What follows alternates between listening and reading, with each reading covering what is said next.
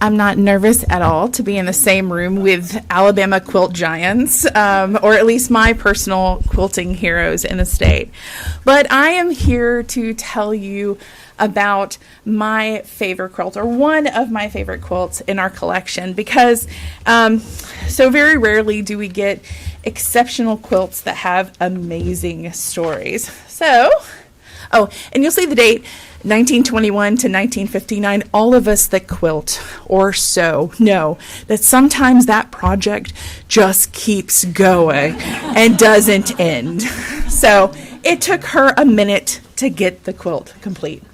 So I'm going to start this out by talking a little bit about Mary Strudwick Yarbrough, and then a little bit about the quilt. So we'll try to give each of them equal time. So Mary Strudwick was born in 1893 in Demopolis, Alabama. Although there's very little information about her early years in Demopolis, we do, from the Yarbrough family papers collection, have these wonderful images of her as a young girl. The first one in 1903 when she was 10 years old, and the second one from 1906 when she was 13. And you can just see the smirk she has, the gleam in her eye. This was a woman that was going to do great things. So,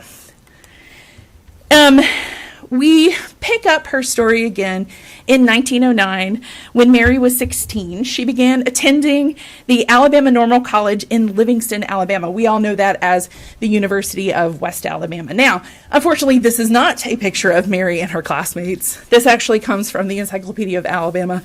It was the only image of young women from around that time period that I could find at the Normal College.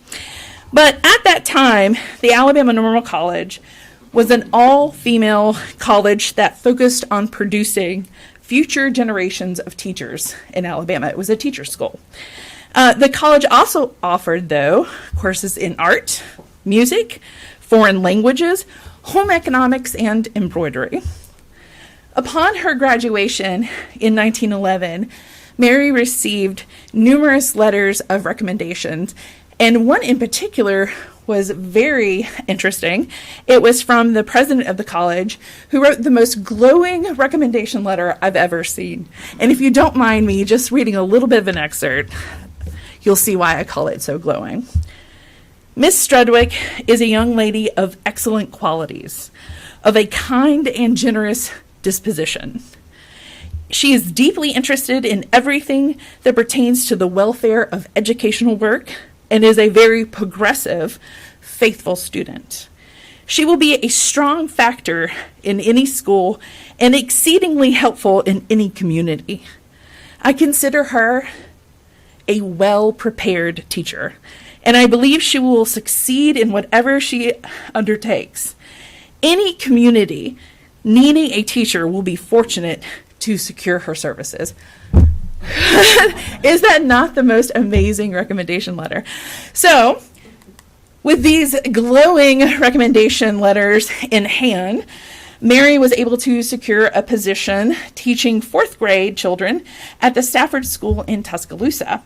She stayed there for about 3 years before she moved to Montgomery and taught at the Cottage Hill School, where she dealt with mainly sixth grade students.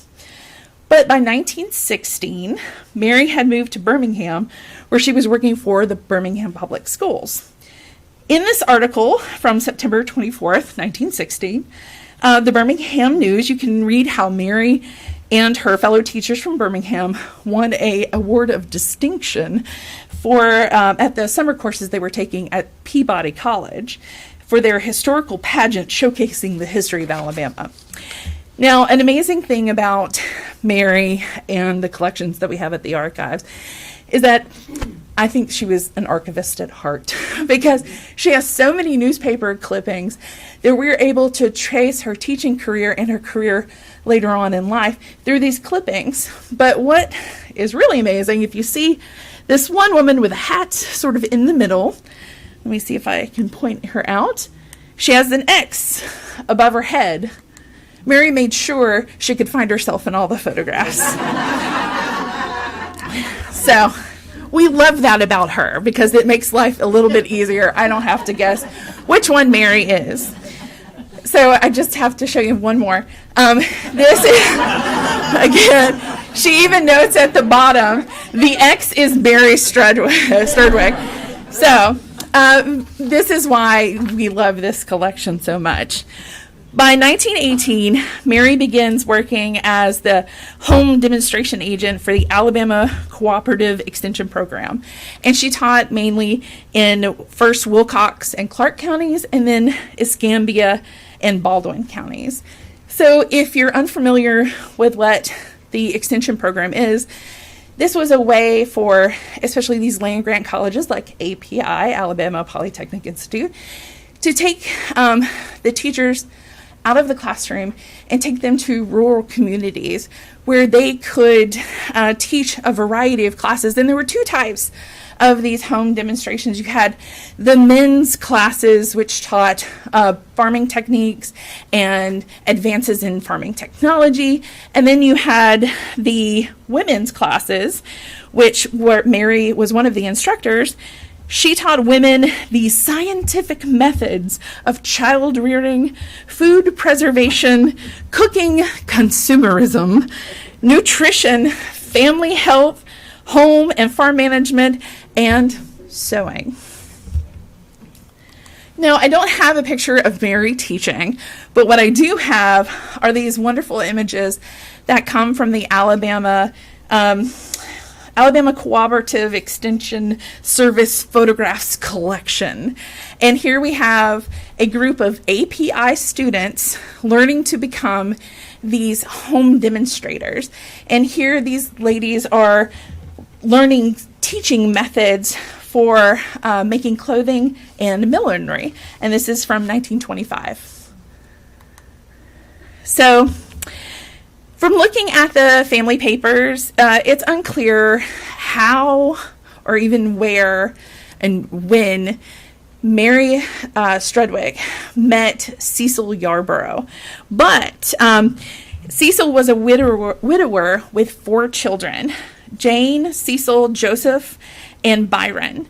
In this January 1928 letter to 17-year-old Jane, Mary outlines her plans for the wedding ceremony and her hopes of a friendly relationship with her soon-to-be stepdaughter. So she says basically in the letter that she wanted to reach out the hand of friendship to her and be that friend that 17-year-old Jane could come to with any problems, not to replace her mother. So what I love about this, again, textiles, is that she describes her wedding dress in it. She says, and I quote, "Beth and Helen, my 2 married sisters, will be my only attendants." They were having a very small wedding. "All 3 of us will wear light color georgette afternoon dresses with some kind of hats to go with our dresses." So the announcements are sent out. You can see it here. Again, this is from the Yarbrough Family Papers Collection. And if you wanted to see what she looked like in her wedding dress, there you go. You can see that very light georgette dress. And she did find a hat.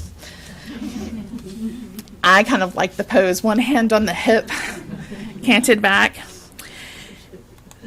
So those first years of marriage, I don't have a lot of information on, but I do know that in 1929, Mary graduates from what's now Auburn with a bachelor's degree in home economics. So she continues to educate herself. And that was important because she would go on to eventually lead the state as the chairman of the Home Demonstration and Rural Cooperative. My timer doesn't help if I don't start it. Thank you. You got my back, Mark. So again, we've talked about Mary, given you a little background of who she was and why she was doing the things that she was doing. But now we're going to talk about this absolutely gorgeous quilt. And as I said, she starts it in 1921 and finishes it in 1959. That's not too long, really. But when I say that this quilt differs from all other crazy quilts, I mean it. In the sense that there is so much documentation. Remember I said that Mary was an archivist at heart? She maps out every square on this quilt and gives information on not all of the fabrics, but the majority of the fabrics. And here you can see. And Mark and Mabin have already transcribed this, and we're hoping to make it available for school groups to go through and see, where the play hide and seek with the pieces of fabric. So my favorite square on this quilt is square 7. It has pieces of 3 wedding dresses. Elizabeth Sturdwick Snow, who married in April 14th of 1909. Jane Yarbrough Emrys, her stepdaughter, her wedding dress from August 6th of 1936. And then finally, the wedding dress of her grandmother, Elizabeth Webb Sturdwick, who was married in 1841. And you can see it right here. So what an amazing history that we have with this quilt and that we're able to trace. Another couple of squares, which are also one of my favorites, contain parts of Mary's own wedding trousseau. You have everything from a portion of her wedding dress that you can see right here to a portion of Cecil's tie that he wore at the wedding. If you look closely, there's even a piece of lingerie in there. So this one is one of my favorites. The yellow piece, the black underneath actually, is from her mother, Julie Reese Clark Sturdwick. It's a dark green wedding dress from the February 12th, 1884 wedding of her mother. Now, the dark blue velvet is a fun piece because, as she writes in the notebook, the dark blue velvet in the corner was a piece from my father, bedroom slipper made by a friend of her father's, not her mother. Read into that what you will. But the black velvet that you see and the white net below it with the initials MJE come from her stepdaughter. They were the first 2 ball gowns that her daughter-in-law, her stepdaughter wore. The black and gold piece with the initials BC up here came from a college student, Bob Kramer from Pensacola, Florida, that lived with the Yarbroughs while he attended Auburn. So this wasn't just family that she's memorializing in this quilt. It's her community, it's her neighbors, it's her friends. In fact, the blue silk with the initials SJ belonged to a family friend, Sophia Jenkins. It's a part of the dress Miss Jenkins wore to the wedding of Clark Yarbrough, who was the only son of Cecil and Mary, that they had together, as you say. Mary notes that Mrs. Jenkins had been a friend of the Yarbrough family for many years. She made a birthday cake every year for Clark for 22 consecutive years. So she had to be memorialized in this. So each square that we have on this tells a little bit more. I could go through and truly spend an hour or more talking about the pieces of quilt. But what does this quilt tell us? Well, we can see, the popularity of crazy quilts begins in the 1870s and sort of fades out into the 1920s, but it is still very much in existence. But it was a way to, in this case, with the fancy silks, silk velvets, a way of showing off a little bit of wealth, and for a lot of women, showing off their hand skills, that embroidery. Although some of the pieces that are on here are obviously purchased pieces. But what's interesting about this, too, is that Mary thought so much of this quilt that she leaves it in her handwritten will. to her son, Clark Yarbrough. So how did the archives get this quilt? Well, I'm going to try to tell the story without crying. So if you have tissues, get them ready. Our head of our research department, who's now retired, Nancy Dupree, was helping her mother clean out her aunt's home after her aunt had passed away. Her aunt had lived as a spinster for most of her life, unmarried. But when they were cleaning out a certain section of the home, they found these letters and uncovered a relationship that no one in the family had known. Byron Yarbrough, one of the oldest son, or actually the youngest son, not Clark, but Byron, of Cecil Yarbrough, had joined the Navy during World War II, and his family had introduced him to a young woman named Betty from Georgia.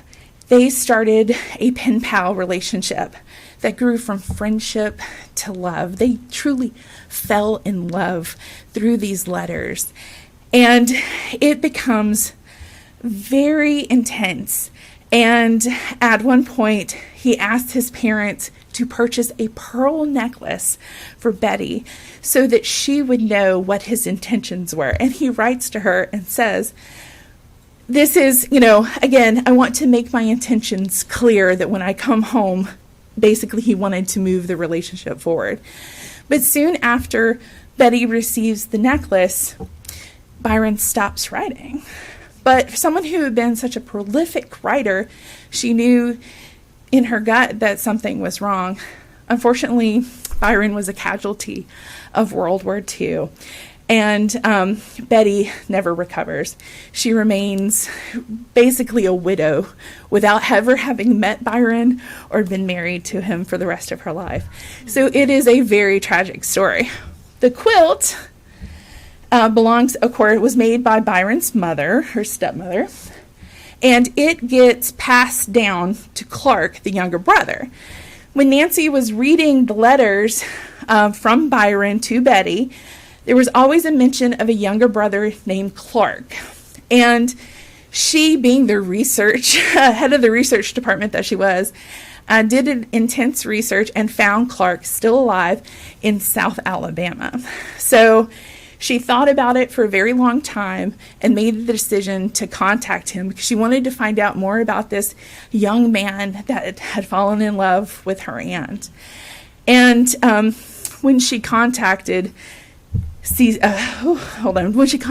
Clark, when they became very friendly over the phone, and when they finally met in person, Clark hugged her and said, "It's like the hole that in my heart where my brother was has been filled." Oh, I can't. It's too emotional. But it is an amazing story. And if you want to read that love story that starts out with that pen pal friendship, Mark and Mabon have copies of the transcribed letters so that you can read them. Auburn University actually even supported a play that told the story of Byron and Betty. And it is one of those tragic, star-crossed lovers story. Well, when Nancy Dupree met Clark, he invited her into his home, and he showed her the quilt that had been made by his mother.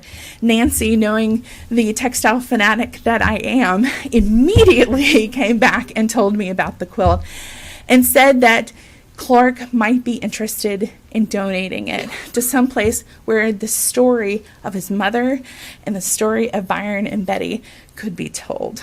So when Clark came to visit us to view the textile storage and see how we care for the material, he made the decision spot on to give the quilt to the archives.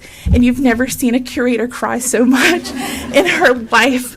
But it was an amazing experience because, again, this quilt is so much more than a utilitarian piece of fabric used for warmth. It is a work of art. It is a love story. It is a a story of community and family. And it's a dang good genealogical record, too. So, as quilters and quilt enthusiasts, I beg you, I urge you to, when you are collecting quilts and you're making quilts, document your story, because someday in the future you might have a curator crying over your story. So I think I rushed through that pretty quick. I was afraid I was going to talk way too much and way too fast, but I hope that you enjoyed this story of the Yarbrough quilt. Are there any questions before I go? Okay. Yes, Joey in the back. You may have mentioned this, but was Miss Yarbrough related to Julia? Yes, she was a distant cousin. And she, part of the reason why we think they might have met is that Cecil had been a state representative and he had been mayor of Auburn at one point. And so he was moving around in political circles. Well, Mary's family, she came from the Clark family, the Strudwick family, which was very influential, and the Tutwiler family as well. So they could have met at some point. Plus, she was working with the state, the Auburn, the extension program. So they could have met through that. But yes, she had some well-known connections in her family. And in fact, I think that Julia was the dean of the college, the Alabama Normal College, when Mary attends. So, thank you.